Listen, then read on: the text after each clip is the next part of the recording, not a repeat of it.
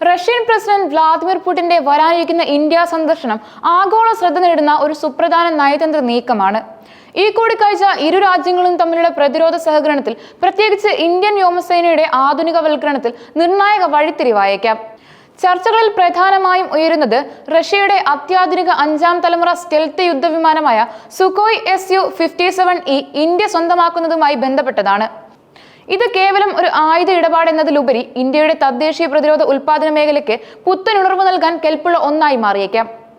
റഷ്യയുടെ പ്രമുഖ വ്യോമയാന നിർമ്മാതാക്കളായ സുഖോയ് വികസിപ്പിച്ചെടുത്ത Su-57E ലോകത്തിലെ തന്നെ ഏറ്റവും ആധുനിക യുദ്ധവിമാനങ്ങളുടെ നിരയിൽ മുൻപന്തിയിലാണ്.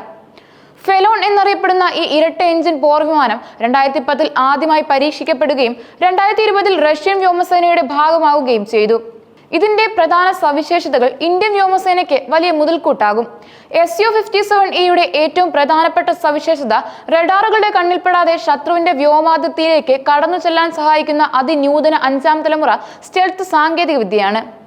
ഇത് ശത്രു റഡാറുകൾക്ക് വിമാനത്തെ കണ്ടെത്താനുള്ള സാധ്യത ഗണ്യമായി കുറയ്ക്കുന്നു.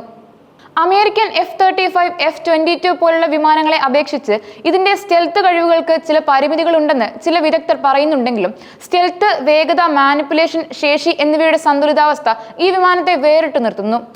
ഈ വിമാനത്തിന് 1500 കിലോമീറ്റർ വരെ ദൂരപരിധിയിൽ ആക്രമണം നടത്താൻ കഴിയും. ഇത് ദീർഘദൂര ദൗത്യങ്ങൾക്ക് അനുയോജ്യമാണ്. ഏകദേശം 10 ടൺ ഭാരം വരെ ഉൾവശത്തും പുറത്തുമായി വഹിക്കാനുള്ള ശേഷിയുമുണ്ട്. ഇത് വൈവിധ്യമാർന്ന ആയുധങ്ങൾ വഹിക്കാൻ വിമാനത്തെ പ്രാപ്തമാക്കുന്നു.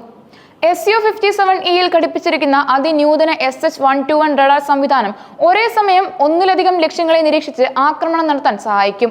ഇതിന് മുന്നിലും വശങ്ങളിലുമുള്ള റഡാറുകൾ ഉൾപ്പെടെയുള്ള മൾട്ടി സെൻസർ ഫ്യൂഷൻ കഴിവുകളുണ്ട്. ഇത് പൈലറ്റിന് യുദ്ധക്കളത്തെക്കുറിച്ചുള്ള സമഗ്രമായ ചിത്രം നൽകുന്നു. ശക്തമായ എഞ്ചിനുകളും മികച്ച എയറോഡൈനാമിക് രൂപകൽപ്പനയും ഈ വിമാനത്തിന് അവിശ്വസനീയമായ വേഗതയും അഭ്യാസക്ഷമതയും നൽകുന്നു.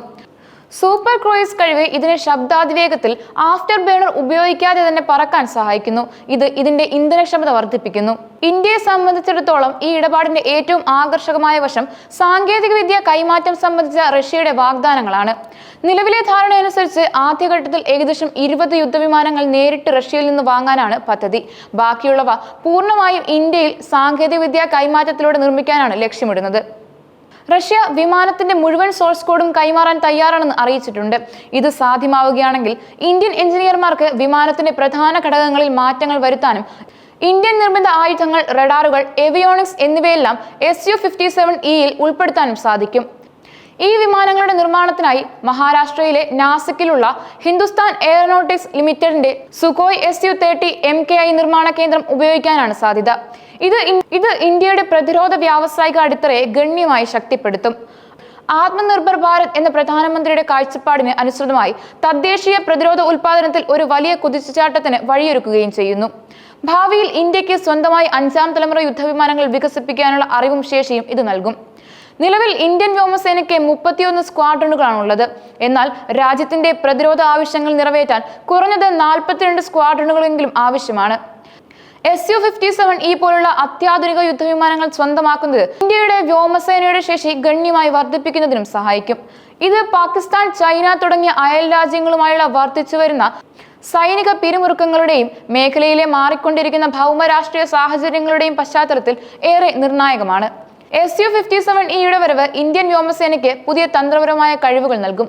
ഇത് വ്യോമാക്രമണങ്ങൾ തടയുന്നതിനും വ്യോമ മേധാവിത്വം സ്ഥാപിക്കുന്നതിനും ശത്രുവിന്റെ വ്യോമ പ്രതിരോധ സംവിധാനങ്ങളെ തകർക്കുന്നതിനും നിർണായക പങ്കുവഹിക്കും. സാങ്കേതിക വിദ്യ കൈമാറ്റത്തിലൂടെ ഇന്ത്യ സ്വന്തമാക്കുന്ന വൈദഗ്ധ്യം ദീർഘകാലാടിസ്ഥാനത്തിൽ രാജ്യത്തിന് വലിയ നേട്ടങ്ങൾ നൽകുന്നു.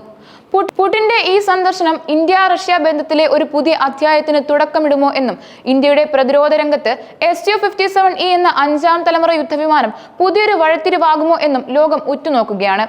ഈ ഇടപാട് യാഥാർത്ഥ്യമായാൽ അത് ഇന്ത്യൻ വ്യോമസേനയുടെ ശക്തിയിൽ വലിയൊരു കുതിച്ചുചാട്ടത്തിന് കാരണമാകുമെന്നതിൽ സംശയമില്ല.